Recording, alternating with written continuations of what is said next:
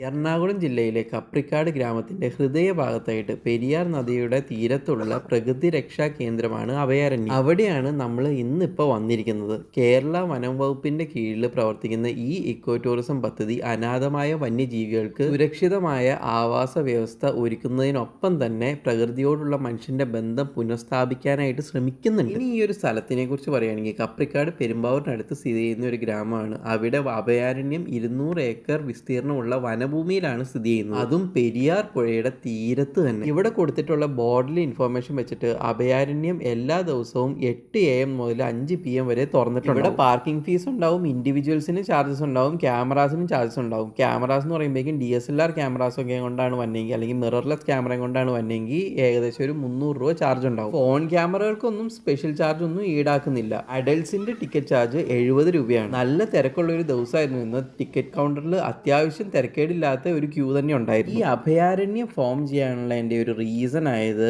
കോടനാട് ആന പരിശീലന കേന്ദ്രമാണ്. ആ കഥ തുടങ്ങുന്നതിന് മുന്നേ ആയിട്ട് ഒരു കാര്യം പറയാനുള്ളത്, നമ്മളിപ്പോൾ നടന്നു നീങ്ങുന്നത് ഒരു ബട്ടർഫ്ലൈ ഗാർഡനിലൂടെയാണ്. പൂമ്പാറ്റകളെ ഒരു ഏരിയയിലേക്ക് അട്രാക്ട് ചെയ്യണമെങ്കിൽ അവിടെ വേണ്ടത് അവർക്ക് കഴിക്കാനുള്ള സംഭവങ്ങൾ വേണം. അതായത് ഇഷ്ടംമാതിരി പൂക്കൾ വേണം, തേനുള്ള പൂക്കൾ വേണം. അതുപോലെ തന്നെ അവർക്ക് മുട്ടയിടാനായിട്ടുള്ള ഹോസ്റ്റ് പ്ലാന്റ്സ് വേണം. പല പൂമ്പാറ്റകൾക്കും വേണ്ടത് പല ഹോസ്റ്റ് പ്ലാന്റ്സ് ആണ്. അപ്പോൾ ആ ഹോസ്റ്റ് പ്ലാന്റ്സ് ഒക്കെ ഇവിടെ നട്ടുപിടിപ്പിച്ചിട്ടുണ്ട്. ഏത് പൂമ്പാറ്റകൾക്ക് ഏത് ഹോസ്റ്റ് പ്ലാന്റ് ആണ് വേണ്ടതെന്നുള്ളതിൻ്റെ ഒരു ഇൻഫോർമേഷൻ അടങ്ങുന്ന ബോർഡും ഇവിടെ വെച്ചിട്ടുണ്ട്. ഇവിടെ വരാൻ സാധ്യതയുള്ള വളരെ നേറ്റീവായിട്ട് ഈ ലൊക്കാലിറ്റിയിലൊക്കെ ഉള്ള പൂമ്പാറ്റകളുടെ പടമാണ് ഈ കാണുന്നത്. അപ്പോൾ ഇനി നടക്കുന്നതിൻ്റെ ഇടയ്ക്ക് നമുക്ക് അഭയാരണ്യത്തിൻ്റെ ചരിത്രം ഒന്ന് നോക്കാം. അപ്പോൾ 1895 1895 തിരുവിതാംകൂർ ഭരണകൂടം മലയാറ്റൂർ വനമേഖലയിൽ പിടിച്ചെടുത്ത ആനകളെ പരിശീലിപ്പിക്കാനായിട്ടാണ് കോടനാട് എന്ന് പറഞ്ഞ സ്ഥലത്ത് ആന പരിശീലന കേന്ദ്രം ആരംഭിച്ചു. കോടനാട് കേരളത്തിലെ തന്നെ ആദ്യത്തെ ആന പരിശീലന കേന്ദ്രമായിരുന്നു.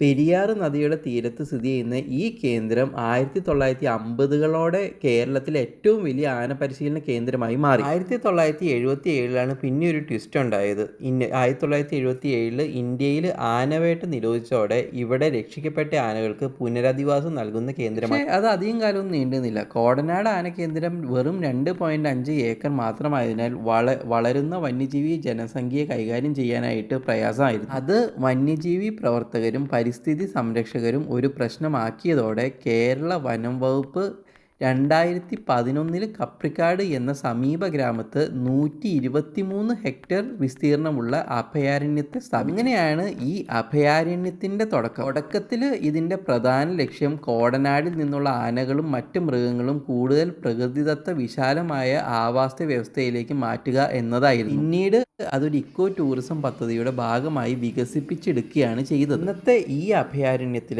ആനകളുണ്ട്, മാനുകളുണ്ട്, മാൻമൃഗങ്ങൾ എന്ന് പറഞ്ഞു കഴിഞ്ഞാൽ മ്ലാവുകളും ഉണ്ട്, പുള്ളിമാനുകളും ഉണ്ട്, പക്ഷികളുണ്ട്, അതുപോലെ തന്നെ ബട്ടർഫ്ലൈ പാർക്കുണ്ട്, തൈവനങ്ങളുണ്ട്, മഹാഗണി തോട്ടങ്ങളുണ്ട്, രക്തചന്ദനത്തോട്ടങ്ങളുണ്ട്. പിന്നെ വിദ്യാർത്ഥികൾക്കും സഞ്ചാരികൾക്കും പ്രകൃതിയെ പഠിക്കാനുള്ള അവസരങ്ങൾ കൊടുക്കുന്നു. പ്രാദേശിക തൊഴിലവസരങ്ങൾ സൃഷ്ടിച്ച് സാമൂഹിക വികസനം നടത്തുന്നുണ്ട്. ഇതൊരു പ്ലാസ്റ്റിക് നിരോധിത മേഖലയാണ്. ജൈവ മാലിന്യ സംസ്കരണത്തിനും ജലസംരക്ഷണത്തിനൊക്കെ ഇനിഷ്യേറ്റീവ് എടുക്കുന്നു. പിന്നെ പ്രകൃതിയോടുള്ള മനുഷ്യൻ്റെ സമീപനം വളർത്താൻ ശ്രമിക്കുന്നുണ്ട്. പക്ഷേ ആ ഏരിയയിൽ ഞാൻ ഒരു കിളിയെ പോലും കണ്ടില്ല, കാരണം അത്രയും ഒച്ചപ്പാടായിരുന്നു. അതുകൊണ്ട് തന്നെ ആ ഒരു ശ്രമം പൂർണ്ണ വിജയമാണ് എന്ന് ഞാൻ പറയുന്നില്ല. അപ്പം നമ്മൾ ഒരു സെറ്റ് പുള്ളിമാനെയും മ്ലാവിനെയും കണ്ടു. ആ കിടക്കുന്ന മുഴുവൻ ആൺമ്ലാവുകളാണ്, കൊമ്പുള്ള മ്ലാവുകളാണ്. മ്ലാവുകളെ മാത്രം ആൺമ്ലാവുകളെയും പെൺമ്ലാവുകളെയും തിരിച്ചാണ് ഇട്ടേക്കുന്നത്. ഈ മ്ലാവുകളും മാനിന്റെ വർഗ്ഗം തന്നെയാണ്. ഇന്ത്യയിലത്തെ തന്നെ ഏറ്റവും വലിയ മാൻവർഗ്ഗമാണ് ഈ മ്ലാവുകൾ. അപ്പോൾ ഈ കാണുന്നതാണ് രണ്ടാമത്തെ സെറ്റ് പുള്ളിമാന്റെ കൂട്. പുള്ളിമാനെ കുറിച്ച് ഒരു എക്സ്ക്ലൂസീവ് ആയിട്ടുള്ള ഒരു വീഡിയോ ഇട്ടിട്ടുണ്ട്.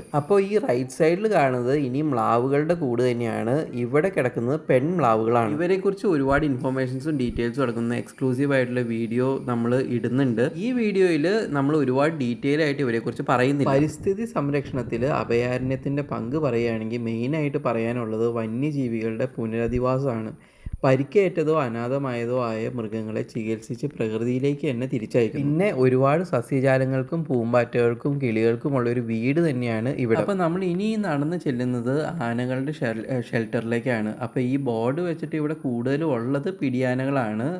കൊമ്പന്മാർ ഒരു 2 പേരേ ഉള്ളൂ എന്ന് തോന്നുന്നു.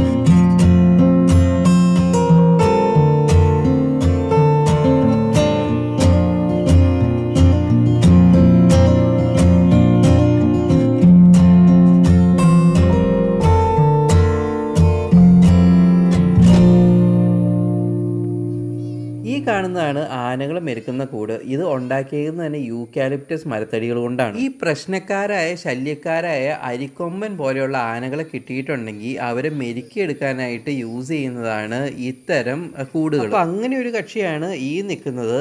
ഇദ്ദേഹത്തിന് പേരിട്ടേക്കുന്നത് ചന്ദ്രു എന്നാണ്. അപ്പോൾ ഇദ്ദേഹത്തിനെയാണ് ഇപ്പോൾ ഇവിടെ മെരുക്കിക്കൊണ്ടിരിക്കുന്നത്. ഇദ്ദേഹം ഒരു പ്രശ്നക്കാരനായിരുന്നോ എന്ന് ചോദിച്ചു കഴിഞ്ഞിട്ടുണ്ടെങ്കിൽ എനിക്കറിയത്തില്ല.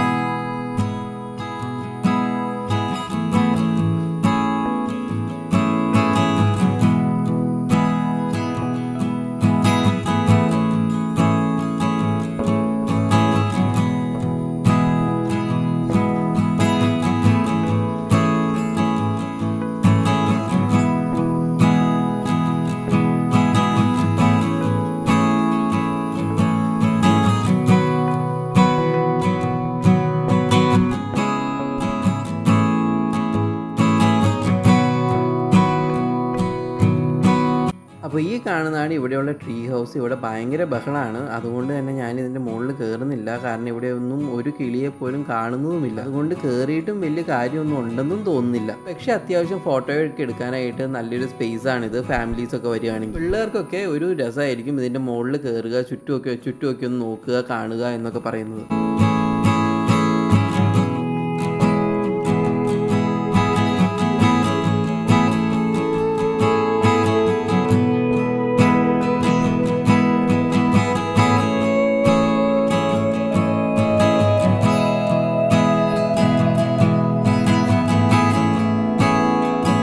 അപ്പോൾ ഇതാണ് നമ്മൾ നേരത്തെ പറഞ്ഞ റെഡ് സാൻഡൽ പ്ലാന്റേഷൻ, അതായത് രക്തചന്ദന തോട്ടം.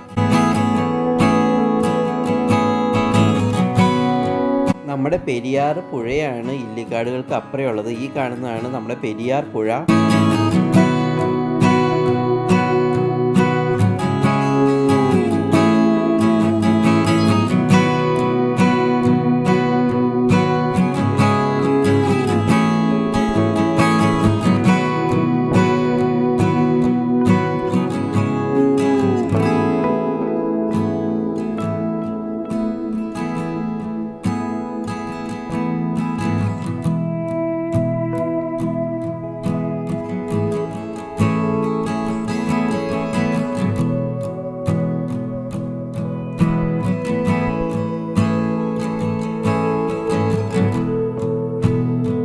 അവിടെ നിന്ന് നേരെ ചെല്ലുന്നത് പെരിയാർ കഫേയിലേക്കാണ്. അവിടെ നമുക്ക് ചായയും കടിയും കാര്യങ്ങളും ചെറിയ തേനും അതുപോലെയുള്ള സംഭവങ്ങളൊക്കെ തന്നെ അവിടെ കിട്ടും. തിരക്ക് കാരണം കൊണ്ട് നമ്മളിവിടെ കയറുന്നില്ല. അതുപോലെ തന്നെ ഇവിടെ ടോയ്ലറ്റ് ഫെസിലിറ്റീസൊക്കെ ഈ ഏരിയയിൽ തന്നെയുണ്ട്. പിന്നെ പിള്ളേർക്കായിട്ട് അത്യാവശ്യം വലിയ നല്ലൊരു പാർക്ക് തന്നെ ഇവിടെ ഒരുക്കിയിട്ടുണ്ട്. പുഴത്തീരത്തോട് അടുത്ത് തന്നെ ഊഞ്ഞാലും സ്ലൈഡൊക്കെ ഉള്ള നല്ല പാർക്കാണിത്. അപ്പോൾ നമ്മൾ ഏകദേശം എൻഡ് ഓഫ് ദ റൂട്ട് ആവുകയാണ്. നമ്മൾ ഈ നേരെ പോകുന്നത് ഇതിൻ്റെ ആ ഒരു എക്സിറ്റിലേക്കാണ്. അതായത് നമ്മൾ സ്റ്റാർട്ട് ചെയ്ത് എവിടുന്നോ അവിടുന്ന് അവിടേക്ക് തന്നെയാണ്. ഇപ്പോൾ വളരെ സേഫായിട്ട് ഫാമിലീസിനൊക്കെ വന്ന് പോകാൻ പറ്റുന്ന ഒരു ഏരിയയാണ്. കുട്ടികൾക്കൊക്കെ തന്നെ സേഫാണ്. ഇവിടെ പാർക്കും കാര്യങ്ങളൊക്കെ തന്നെയുണ്ട് അവർക്ക് എൻജോയ് ചെയ്യാൻ പറ്റുന്ന. അതുപോലെ തന്നെ അവർക്ക് കാണാൻ പറ്റുന്ന പലതരം മൃഗങ്ങളുണ്ട്. അധികം നമ്മുടെ നാടുകളിലൊന്നും കാണാത്ത മ്ലാവുകളും പുള്ളിമാനുകളും അതുപോലെ തന്നെ ആനകളൊക്കെ തന്നെയുണ്ട്. കൊച്ചിയുടെ പരിസരത്തൊക്കെ ഉള്ളവർക്കൊക്കെ ഒരു വീക്കെൻഡ് വളരെ സിമ്പിളായിട്ട് വന്നു പോകാവുന്ന ഒരു സ്ഥലമാണ്. അപ്പോൾ ഡെഫിനറ്റായിട്ടും നിങ്ങൾ ഇവിടെ വരിക, എൻജോയ് ചെയ്യുക. ഇവിടെയുള്ള വന്യജീവികളെയും പൂക്കളെയും ചെടികളെയും മരങ്ങളെയും ഒക്കെ ഒന്ന് പരിചയപ്പെടുത്തി കൊടുക്കുക. പിന്നെ അവൈലബിൾ ആയിട്ടുള്ള ബട്ടർഫ്ലൈസ്, അതായത് പൂമ്പാറ്റകളെയും കിളികളെയും കാണുകയാണെങ്കിൽ പരിചയപ്പെടുത്തി കൊടുക്കുക. അപ്പോൾ ഈ വീഡിയോ എല്ലാവർക്കും തന്നെ ഇഷ്ടപ്പെട്ടെന്ന് കരുതുന്നു. ഇതിൻ്റെ കോടനാട് എന്ന് പറഞ്ഞൊരു സ്ഥലത്തിനെ കുറിച്ച് നമ്മളിവിടെ പറയുന്നുണ്ട്. അതിന് ഞാൻ നേരത്തെയും പോയിട്ടുള്ളതാണ്. ഒരു 10 വർഷം 15 വർഷം മുന്നേ മുതൽ ഞാൻ വിസിറ്റ് ചെയ്യുന്നൊരു സ്ഥലമാണ്. അന്നത്തെ ഫോട്ടോസും കാര്യങ്ങളൊക്കെ ഉണ്ട്, പക്ഷേ വീഡിയോസ് ഒന്നും തന്നെ ഇല്ല. ഒരു കാഴ്ച ബംഗ്ലാവൊക്കെ ഉണ്ടായിരുന്നു. അപ്പോൾ അവിടുത്തെ അനിമൽസിൻ്റെയും ഫോട്ടോസ് എൻ്റെ കയ്യിലുണ്ട്. അപ്പോൾ അതൊക്കെ വെച്ചിട്ട് ഒരു വീഡിയോ ചെയ്യുന്നതായിരിക്കും. പിന്നെ നിങ്ങൾക്ക് എല്ലാവർക്കും തന്നെ ഈ വീഡിയോയും ഇതിൻ്റെ അകത്ത് പറഞ്ഞേക്കുന്ന ഇൻഫോർമേഷൻസും ഇതിൻ്റെ ആ ഒരു സ്റ്റോറിയും കാര്യങ്ങളെല്ലാം തന്നെ ഇഷ്ടപ്പെട്ടെന്ന് കരുതുന്നു. ഇഷ്ടപ്പെട്ടെങ്കിൽ ഡെഫിനറ്റായിട്ടും നിങ്ങൾ ലൈക്ക് ചെയ്യുക, ഷെയർ ചെയ്യുക, സബ്സ്ക്രൈബ് ചെയ്യുക, കമൻറ്റ് ചെയ്യുക.